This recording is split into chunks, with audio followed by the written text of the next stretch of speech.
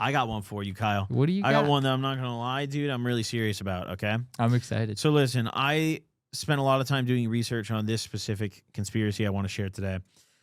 This is a conspiracy that it's been said online before, here and there. You know, I however, did a little more research into what the potential options could have been for this to be true, and it might surprise you. Okay, so listen, let me fill you in. You ever heard of DB Cooper? Yeah. So in the early 1970s, there was a guy named DB Cooper, allegedly named DB Cooper, who hijacked a commercial airliner while it was in the air with all the passengers on board. And he supposedly did this with nothing but a written note.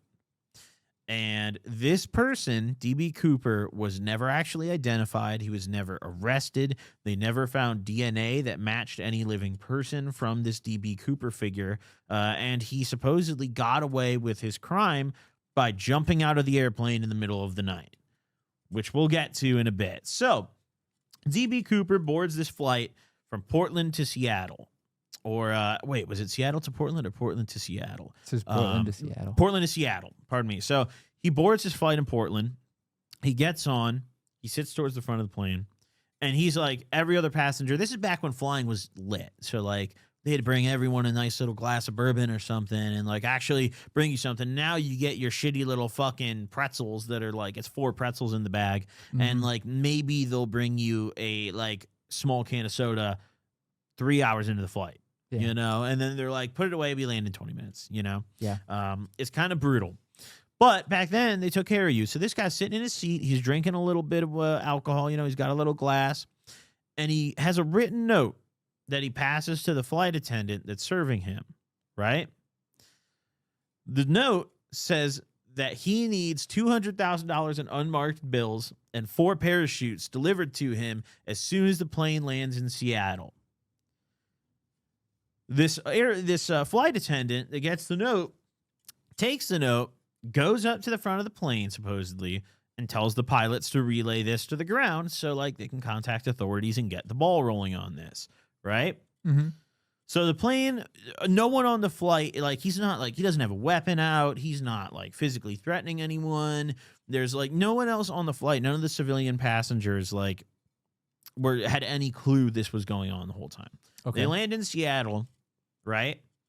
Everyone deboards the plane. DB Cooper lets all the passengers get off the plane. However, DB Cooper and the crew all stay on the plane. They were apparently stuck due to... He told the pilot to make an announcement that they were stuck due to, like, maintenance issues, right? So the passengers were just like, oh, okay, whatever. Like, we'll just deboard. Like, there's some time before the plane's going to be up and running again. Some people had layovers. They were going to get back on the flight, right?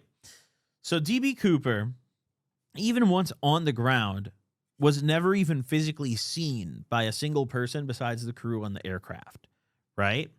Okay. There was not a single federal agent on the ground that saw him. One of the demands he made in his written notes was he requested that all the windows of the plane are closed upon landing and no authorities are allowed to approach or board the aircraft. Instead, crew was going to bring the bag on board with the parachutes as he demanded, right? There was never going to be a direct interaction between DB Cooper and any federal agent on the ground. It was only just middlemen that were all the flight crew, right?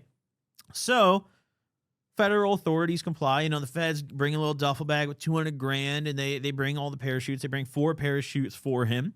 And they're like, okay, here you go. And the bills were unmarked. However, the FBI scanned all the bills. There's actually a website online now where you can check if your $100 bill belonged to DB Cooper. Like, they scanned every single one. All the serial numbers are published now, right? And they give him the duffel bag. They're like, hey, all these bills are unmarked. Like, take it. Here's your parachutes. Do whatever you got to do. He's like, okay, cool. You know, gets his thing. The plane refuels while it's on the ground and departs from the airport. And DB Cooper tells the pilot to fly south towards Reno, Nevada and fly low, right? Mm-hmm. Once the plane had gotten towards Reno, he forced the crew into the cockpit. Apparently, he forced everybody into the cockpit. The flight attendants, not a single one of the flight attendants got off. The flight attendants all stayed on board when it took back off. The pilots, obviously, forces everyone into the cockpit, and supposedly he goes to the back of the plane and opens a descending staircase on his own, because you could just do that back then, apparently, and jumps off the plane from that staircase with his parachute and duffel bag full of money. Now, by the time that the plane had refueled, the demands were met, and they'd taken off and gotten in the air where he wanted to jump, it was the dead of night, pitch blackout, and there was a major storm. It was horrible conditions for a skydiver. Any experienced skydiver would not dive in those conditions, let alone an inexperienced one. Like, those are conditions that will kill you. And this is 1971. Like, this guy doesn't have, like, modern GPS where, like, he lands, he's like, oh, I know exactly where I am in this storm. Like, if you land in the middle of the woods in a storm in 1971, you're kind of fucked, you know? Apparently, he jumped out of the plane successfully with his duffel bag full of cash and his parachutes and just landed and got away. He's never been identified, and only a small amount of the cash, I think it was a couple grand, was recovered years later, almost a decade later, by a boy who was fishing in a stream. Only a small amount of the marked bills were ever recovered. They never found the bag. They never found the parachutes. All they found about a decade later was that small amount of money. And look at this. There's actually a picture of the money. There it is, all beaten up from being in the river for 10 years. The bills are they're wet. They're all fucked up. Damn. Super cooked, right? Now, where these bills were found is very interesting. Okay. You see, there's actually a map of where these bills were found. Take a look at this. So, this red line that goes down here is the flight path of D.B. Cooper's hijacked plane that he was forcing the pilots to fly. This is where he wanted them to go. Now, originally, he had jumped right around here, right? South of this town called Ariel.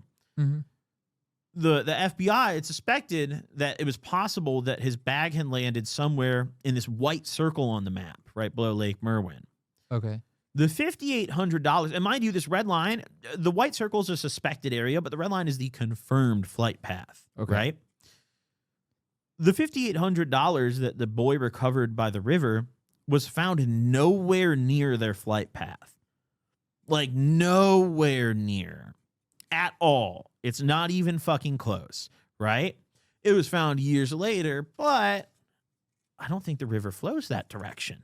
Okay. That's what I was just wondering. I don't think the river flows that direction, Gotcha. Kyle, which is a problem. It's very far out of the flight path as well. So the only evidence that was ever recovered was found in a weird place.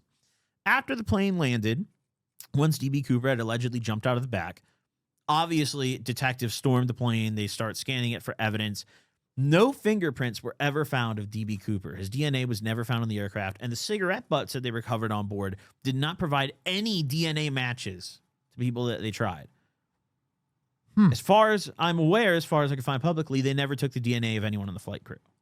So I'd just like to highlight that. Very interesting. 5 military jets were trailing the plane after it took off. Okay. It's not like they just let him take off with a bunch of fucking hostages. Right. Obviously, the military is trailing this plane to make sure he doesn't blow it up or some shit, because that was what he threatened. He said he had a bomb on board. Okay. That was his thing. He's like, hey, I'll blow this shit up if you guys don't meet my demands, right? 5 separate military jets trail the plane. They claim that they saw the stairs on the back of the plane open, but they did not ever see anyone or anything come out. Gotcha. 5 separate pilots are flying 5 separate jets, and all 5 unanimously say they never saw anything fall out of the back of the plane.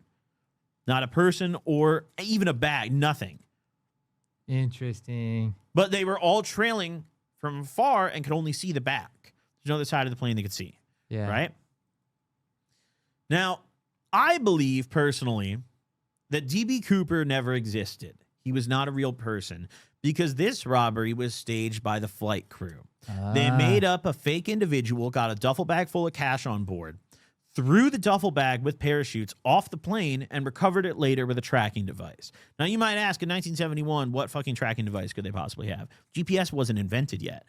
Radio transmitters still existed. Right. All you have to do is put a transmitter antenna into a bag, make sure it has sufficient battery power to stay on. Right. And there's 2 ways that you could recover that, track it with that transmitter after it goes out of the plane. Either A, a personal handheld transmitter, which is weaker and maybe a little less plausible? Or do you know what devices had extremely good tracking tools on them for radio transmission? Planes? Airplanes. Yeah. Airplanes are able to pick up signals from very far away. Right. They're specifically designed for that. So the jets following would have been able to. An airplane could very easily, let's say hypothetically this was staged by the flight crew and they threw a bag out with the transmitter. Even if they didn't track it with a handheld transmitter and go back over where they threw it, the plane could easily track that device. The pilot, for example, could easily be like, hey, here's where the bag's going. On his radar, in his cockpit, we'll go get it later. Right. Right? Now, how was only $5,800 ever found? That doesn't make much sense. The feds scoured the entire rest of the area, right? As soon as that money was found, almost 10 years later, the FBI scoured the rest of the area. They checked the river. They asked around. They looked around. Never in the decade since this crime has any money ever been recovered. Nobody was ever arrested for this. And reportedly, the flight crew was reluctant in their statements. They apparently weren't as cooperative as you might imagine the victim of a hijacking would be. Right. Considering that this guy was never caught and the circumstances of the hijacking to begin with were kind of insane, I think it's pretty plausible that they threw a bag of money out of that plane and recovered it later. That makes good sense. And they made to up me. a guy, and then they landed, and they're like, look, we're the victims. The guy jumped out of the plane. Yeah. I don't know, Kyle. I don't know. DB motherfucking Cooper, dude. I don't think he was a real person, if I'm being real. You see what I did there? Yeah. I kind of did like a little, little twist on shit. words. Yeah, wow. I did a little something. You know? Uh-huh.